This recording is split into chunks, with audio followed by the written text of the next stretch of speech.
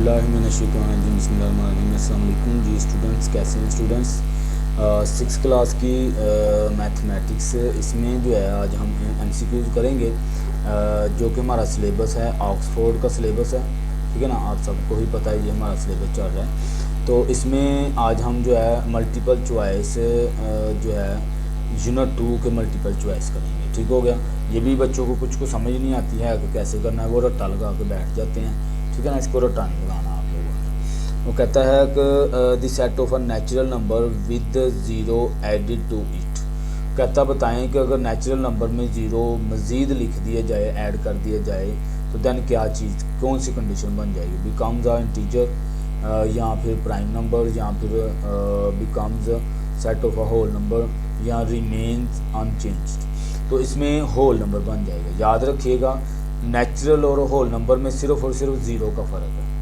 अगर ज़ीरो आ जाता है तो वो होल नंबर बन जाता है, अगर ज़ीरो नहीं होता तो नेचुरल नंबर। तो वो यही कह रहा है कि नेचुरल नंबर में ज़ीरो ऐड कर दिया जाए तो वो क्या बन जाएगा, becomes a set of whole number, ठीक है। इसके ऊपर आप लोग ऐसे टिक कर लेंगे, ठीक हो गया।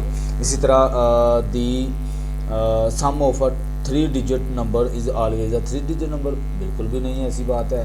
वो कहता है जब भी 3 रकमों को प्लस किया जाए तो हमेशा ही 3 रकमें आती है। नो, ऐसी बात नहीं है, ठीक है। तो इसलिए इसका आंसर जो है वो ये बी वाला होगा। क्यों होगा कि नॉट ऑलवेज ट्रू। देखिए एग्जाम्पल के तौर पर मैं इधर लिखता हूँ 9 3 2, इधर लिख लेता हूँ 5 2 1। 3 रकमें ना 3 डिजिट नंबर हैं, तो ये हो गया 3, ये हो गया 5, 9 और 14। देखें आंसर तो मेरा 4 डिजिट में आ गया। तो वो कहता है हमेशा ही 3 डिजिट आता है, बिल्कुल ऐसी बात नहीं है। नॉट ऑलवेज ट्रू, हमेशा ये सच बात नहीं है। हाँ, अगर इधर नीचे ज़ीरो आ जाता तो फिर हल करते तो फिर 3 रकमें आती, लेकिन खैर ये नॉट ऑलवेज ट्रू होगा, ठीक है। आगे जी इसका थर्ड वाला MCQs, which of the following is correct. कौन सी स्टेटमेंट वो कहता है सही है, करेक्ट कौन सी है। तो -15 बड़ा है, ये याद रखे हैं, मैंने पहले भी बताया हुआ कि ये ओपन एरिया जो होता है ना, ये वाला, ये ग्रेटर को शो करता है, बड़ी रकम को, ठीक है। और ये जो क्लोज एरिया होता है ना, ये छोटी रकम को शो करता है। याद रखनी है, ये बात भूलनी नहीं है। तो देखें क्लोज साइड 3 की तरफ है और ओपन साइड जो है वो -15। तो -15 इससे छोटा होता है, ये स्टेटमेंट गलत है, ये इस पर टिक नहीं करेंगे। इसमें आ जाए, वो कहता है -15 छोटा है -3 से, बिल्कुल सही कह रहे हैं। तो इसी के ऊपर टिक कर दें, ये इधर ही ख़त्म हो गई है, इनको देखने की ज़रूरत नहीं है, बस ये टिक हो गया कि -15 छोटा होता है इससे, तो बिल्कुल सही बात है। अरेंज दी नंबर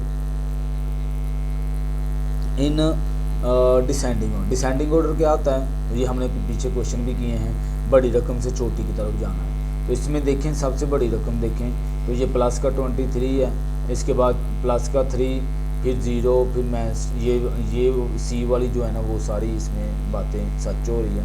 तो माइनस का 23, प्लस का 3, 0, माइनस का 12 और माइनस का 25। -33 माइनस 22 माइनस 11। वो कहता है दी नेक्स्ट 2 डिजिट नंबर। तो इसमें हमने 2 इंटीजर्स लिखने हैं। अब गौर करें कि ये कौन सा, देखें 11 1 ज़ा 11, 11 2 ज़ा 22, 11 3 ज़ा 33। तो इसमें अगर आप लोग रूल देखें ना, रूल क्या बनता है। रूल इसका ये है, इस सीक्वेंस वाले हमने पीछे भी सवाल किए हैं। रूल ये है कि 11 का फ़र्क आ रहा है, लेकिन चूंकि बड़ी रकम के साथ ये माइनस लगा हुआ है, तो 11 अगर इसमें मैं 11 माइनस करने हैं ना, तो मुझे रूल रखना पड़ेगा कि 11 को माइनस करना, प्लस का रखना है। जब प्लस का माइनस के 33 से प्लस का 11, 3 में से 1 निकालें 2, 3 में से 1 निकालें 2, लेकिन साइन कौन सा लगना है, बड़ी रकम वाला। तो ये देखें 22 आ गया ना, यानी प्लस का 11 का रूल है, ठीक है। तो आगे इसमें क्या आएगा कि जब माइनस के 11 में से माइनस का 11 है और माइनस प्लस का 11 है, करेंगे कट तो 0 आ जाएगा, एक तो इधर 0 आएगा और दूसरा फिर से 0 में प्लस 11 करेंगे तो ये 11 ही आ जाएगा, क्योंकि 0 में 0 कोई फ़र्क नहीं डालता है, ठीक है। तो ये 2 चीज़ें 0 और 11 किस में है, ये डी वाले पार्ट में, तो इसको टिक कर दें आप, ठीक हो गया। आगे 6 वाला पार्ट देखते हैं क्वेश्चन। इसमें नंबर ऑफ -5 और 0 and 5 lies in a number line, which of the following statement correct, कौन सी स्टेटमेंट करेक्ट है। तो इसमें ये वाली स्टेटमेंट करेक्ट है, बाकी वो कहता है 0 बड़ा है 5 से, लेकिन इस नंबर को नहीं शो हो रहा, माइनस का 5 नहीं आ रहा। -5 बड़ा है 0 से, बिल्कुल भी नहीं है, गलत बात है। -5 छोटा है 0 से, तो ये छोटा ही 0 से है, तो नंबर लाइन पे ऐसे इसको शो करेंगे। ठीक हो गया। 7 द वैल्यू ऑफ दिस, इस वैल्यू को सिंप्लीफाई करना है। देखें 5 3 ज़ार 15, माइनस का 15 आ गया, और ये माइनस माइनस प्लस का 3 आ गया, तो फिर माइनस के 15 में से 3 निकाल दें तो माइनस का 12। अब माइनस का 12 ये फर्स्ट वाला ही है, तो इस पर टिक कर दें आप लोग। ठीक हो गया। 8 में देखें वो उसने इंटीजर नंबर दिए हैं, ये देखें इंटीजर नंबर यही होते हैं। नेगेटिव इंटीजर नंबर में सारे नेगेटिव होंगे, और पॉजिटिव इंटीजर नंबर में ये, और नॉन नेगेटिव नंबर में ये नंबर हो जाएंगे। लेकिन इसमें वो कह रहा है कि लुक एट टेबल और which of the given statement false, कौन सी स्टेटमेंट फॉल्स है, गलत इनमें से कौन सी है। तो मुझे पॉजिटिव इंटीजर नंबर ये वाली स्टेटमेंट गलत लग रही है। उसकी वजह ये है कि इसमें 0 भी आना चाहिए, पॉजिटिव इंटीजर नंबर में 0 भी आता है, याद रखें बात। तो इसमें फिर टिक होगा हमारा ये डी वाला पार्ट। ठीक है, डी वाले part 0 is a positive integer. ठीक है, आगे दिन product of more than 2 integer of unlike sign हो, तो देन वो कहता है कि उसका प्रोडक्ट मोर देन क्या आएगा, is always negative integer there odd number और अ नेगेटिव साइन। ठीक है, वो तब होगा कि जब हमेशा ही नेगेटिव इंटीजर जो है वो आएंगे और ओड नंबर होंगे, तो उसको हम कहेंगे कि ये वाला स्टेटमेंट सही हो जाएगा। ठीक हो गया, सी वाला पार्ट। आगे 10 देखें MCQ 10 वाला, the illustration shows the distributive property of a multiplication. अब ये कहता है नीचे मैंने प्रॉपर्टीज बताई हैं, ये साथ में ये उसने बॉक्स बनाए हैं, तो लेकिन वो कहता है ये डिस्ट्रीब्यूटिव प्रॉपर्टी है, ये सही लिखी है या गलत है। तो देखें ये इस साइड वाली ठीक है, इसमें देखें 5 को 2 दफ़ा पहले 3 से लिखेंगे, फिर 2 के साथ, देखें उसने लिखा हुआ है, इसका मतलब ये स्टेटमेंट सही है। तो जो ट्रू लिखा हुआ है ना सी में, वो ट्रू पे टिक कर दें आप।